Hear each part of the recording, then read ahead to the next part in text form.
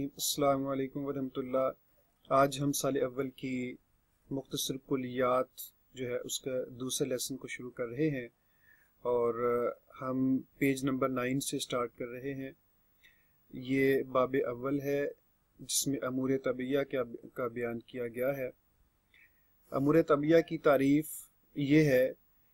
کہ امور طبیعہ سے مراد وہ چند چیزیں یا چند امور ہیں جن سے بدن انسانی تیار ہوتا ہے، یعنی انہی امور پر بدن انسانی کا وجود موقوف ہے۔ بالفاظ دیگر انسانی وجود کا دار و مدار جن چیزوں پر ہے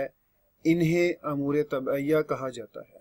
اور اگر ان میں سے ایک بھی معدوم ہو جائے تو بدن انسانی کا وجود بھی قائم نہیں رہ سکتا۔ بعض ماہرین طب کے نزدیک انہی کی ترکیب سے تمام کائنات وجود میں آئی ہے،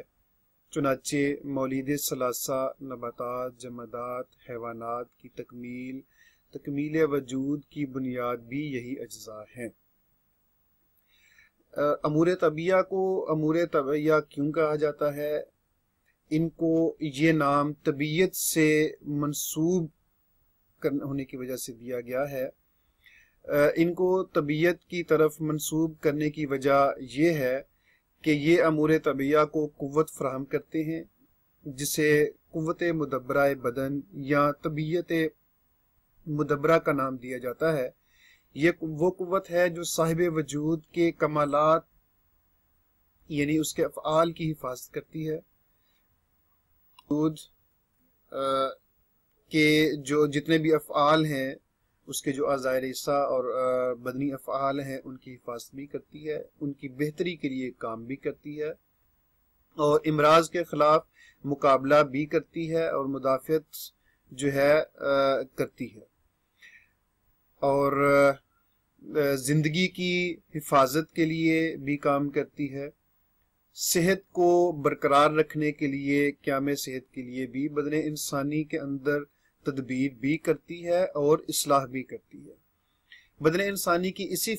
فطرتی صلاحیت کو عام زبان میں قوت مدافعت یعنی امیونٹی اور طبی اصطلاح میں قوت مدبرہ بدن یا قوت مدبرہ کا نام دیا جاتا ہے۔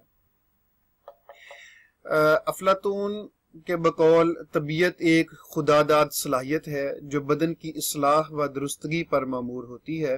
اور اسی کے ذریعے بدن کے تمام کاروبار سر انجام پاتے ہیں۔ اسی لیے اطباء نے طبیعت کو اصل معالج قرار دیا ہے، اور طبیعت جو ہے یہی اصل علاج کرتی ہے بدن کا، اور طبیب طبیعت کا معاون ہوتا ہے۔ یہاں پہ ایک چیز نوٹ کرنے والی ہے کہ جب طبیعت مرض کا مقابلہ کرنے سے عاجز ہو جائے تو علاج بے سود ہو جاتا ہے۔ یہاں پہ میں آپ کو ایک واقعہ بیان کرنا چاہوں گا۔ شیخ الرئیس ابو علی سینا جو اس کتاب کو تصنیف کرنے والے ہیں، جنہوں نے یہ کتاب لکھی، ان کا نام ان کے والد عبداللہ نے حسین رکھا تھا، اور ان کی جو حسب نسب ہے وہ اس طرح آتا ہے کہ ابو علی حسین بن عبداللہ بن سینا، جب ان کا آخری وقت تھا تو ان کو کالنج کا مرض جو ہے وہ لاحق ہوا۔ انہوں نے جو ان کے شاگرد تھے ان کو ایک نسخہ تجویز کیا حقنہ کرنے کا، تو انہوں نے اس میں سکمونیا کی مقدار ڈبل کر دی۔ یہاں پہ ایک بہت ہی افسوسناک بات کا بھی ذکر آتا ہے کہ ان کے جو شاگرد تھے انہوں نے حسد کی بنیاد پر یہ کیا کہ جب تک شیخ زندہ ہیں ان کا نام نہیں آگے آ سکتا اور وہ آگے نہیں آ سکتے، تو انہوں نے یہ ظلم کیا اور سکمونیا کی مقدار ڈبل کر دی، جس کی وجہ سے شیخ الرئیس کی آنتوں میں زخم ہو گئے اور وہ مزید بیمار جو ہے وہ ہو گیا۔ جب مرض بڑھا، چونکہ ان دنوں میں وہ سفر میں بھی رہتا تھا، تو اس نے اپنے لیے ایک اور نسخہ تجویز کیا جس میں افیون جو ہے وہ ڈلتی تھی۔ تو پھر یہ ظلم در ظلم یہ کیا گیا کہ افیون کی مقدار بھی ڈبل کر دی گئی، جس سے شیخ کو شدید قبض جو ہے وہ لاحق ہوئی۔ تو یہاں پہ اس میں ایک شیخ کا بھی تھوڑا سا عمل دخل ہے مرض کو بڑھانے میں، جہاں پہ اس کے شاگردوں کا آتا ہے وہاں پہ شیخ کا بھی، کیونکہ شیخ تاریخ میں وہ واحد اگر ہم کہیں تو کچھ غیر مناسب نہ ہوگا، وہ طبیب ہیں، معالج ہیں، جنہوں نے اپنی زندگی میں سب سے زیادہ شراب بھی پی اور جمع بھی کیا، لیکن خداداد صلاحیت تھی ان کے اندر کہ ان کے قوا اتنے مضبوط تھے کہ ان پہ نہ تو شراب اثر انداز ہوتی تھی اور نہ ہی کثرت جمع ان کو کمزور کرتا تھا، ضعف کا باعث بنتا تھا۔ تو اس مرض کی حالت میں بھی انہوں نے کثرت جمع کو نہیں چھوڑا۔ تو جب یہ مرض بہت بڑھ گیا تو شیخ الرئیس نے یہ کہہ دیا کہ اب میری طبیعت جو ہے قوت مدبرہ وہ اب بہت کمزور ہو چکی ہے، اب وہ بدن کی اصلاح نہیں کر سکتی، اس لیے کوئی بھی دوائی مجھ پر کارگر نہیں ہوگی۔ اور اس کے بعد اس نے اپنا علاج کرنا بند کر دیا، اور آخری وقت تک جو ہے پھر اس نے اپنا سامان وغیرہ بیچ کے محتاجوں میں تقسیم کر دیا، اور پھر آخری وقت تک چونکہ وہ حافظ بھی تھے، قرآن پاک 3 دن میں انہوں نے قرآن پاک مکمل کرنے کا معمول بنایا، اور یا پھر وہ قرآن پاک کی تلاوت کیا کرتے تھے یا پھر وہ قرآن پاک سنا کرتے تھے۔ تو یہ واقعہ بیان کرنے کا مقصد یہ ہے کہ جب قوت مدبرہ بدن کمزور ہو جائے تو کسی بھی قسم کی دوا کام نہیں کرتی، اور چونکہ طبیعت ہی اصل معالج ہے، اور طبیب جو ہے وہ طبیعت کی معاونت کرتا ہے، دراصل جس کو ہم علاج کہتے ہیں، طبیب طبیعت کی معاونت کر کے علاج کرے گا تو ہی علاج کارگر ہوگا اور صحیح علاج ہوگا۔ تو یہ چیز نوٹ کرنے والی ہے کہ طبیعت ہی معالج ہے اصل، اور طبیب طبیعت کی معاونت کرتا ہے۔ اس کے ساتھ ساتھ امراض سے بچانے کے لیے جو قوت کام کرتی ہے، جدید طبی سائنس اسے مناعت یا امیونٹی قوت مدافعت کہتی ہے۔ چنانچہ جب تک یہ قوت قائم اور قوی رہتی ہے، جراثیم اور تعدیہ کا اثر جسم پر نہیں ہوتا، اور جب یہ کمزور پڑ جاتی ہے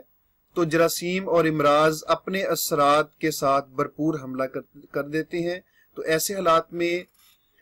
طبیب کا کام یہ ہے کہ وہ طبیعت مدبرہ بدن کو حملہ سے، جراثیم کے حملہ سے مغلوب نہ ہونے دے، اور مرض کے دفیہ کے لیے طبیعت کی معاونت کرتے ہوئے طبیعت کی اصلاح کرے اور اس کو مضبوط کرے، اس کو کمزور نہ ہونے دے۔ تو اگر طبیعت کمزور ہو جائے، جیسا کہ اوپر ذکر کیا گیا ہے، اوپر بیان کیا گیا ہے، تو کسی بھی قسم کی دوا کام نہیں کرتی۔ یہاں پہ ایک اور چیز جو ہے جس کا میں ذکر کرنا چاہوں گا کہ آج کل جو ہے جدید میڈیکل سائنس، ایلوپیتھی جو ہے وہ جراثیم کا بہت زیادہ پروپیگنڈا کیا جاتا ہے۔ اس میں کوئی شک نہیں کہ جراثیم امراض کا باعث بنتے ہیں، لیکن یہ پروپیگنڈا کرنا کہ بلکہ یوں کہنا زیادہ مناسب ہوگا کہ جراثیم کے پروپیگنڈے کی بنیاد پہ ادویات کو سیل کرانا یا جو پروڈکٹس ہیں ان کی سیل کو بڑھانا، یہ مقصد ہوتا ہے اصل اب امراض کا باعث بنتے ہیں۔ جیسا کہ آج سے کئی سو سال پہلے شیخ الرئیس نے اس چیز کو بیان کیا کہ جب تک قوت مدبرہ بدن کمزور نہیں ہوتی تب تک جراثیم حملہ آور نہیں ہوتے۔ اور اگر ہم آج سے 50 یا 100 سال پہلے دیکھ لیں تو دیہاتوں میں ایسا ہی ہوتا تھا کہ لوگ محنت کیا کرتے تھے، ان کی قوت مدبرہ بدن بہت مضبوط ہوا کرتی تھی، تو جراثیم ان پہ حملہ آور نہیں ہوتے تھے، اور اتنے زیادہ امراض نہیں تھے جتنے آج کل کے دور میں نئے نئے امراض آ رہے ہیں۔ اور اس کی وجہ یہی ہے کہ قوت مدبرہ بدن جب کمزور ہو جاتی ہے تو پھر جراثیم جسم پر حملہ آور ہوتے ہیں، اور جسم جو ہے وہ نت نئے امراض کا شکار ہونا شروع ہو جاتا ہے۔ کیا جا رہا ہے، ان کی تعداد جو ہے وہ 7 ہے۔ ان میں سب سے پہلے ارکان ہے، پھر مزاج ہیں، اخلاط ہیں، اعضاء ہیں، ارواح ہیں، قوا ہیں اور افعال. یہ 7 ہیں امور طبیعہ کے 7 ارکان ہیں جن پر طبیعت جسم انسانی موقوف ہے، اور یہ بدن انسانی کو قوت فراہم کرتے ہیں. انشاءاللہ العزیز نیکسٹ لیسن میں ہم اس کی جو ہے وہ تشریح بیان کریں گے، اور امور طبیعہ جو ہیں ان پہ مزید بحث کریں گے انشاءاللہ العزیز. السلام علیکم ورحمۃ اللہ.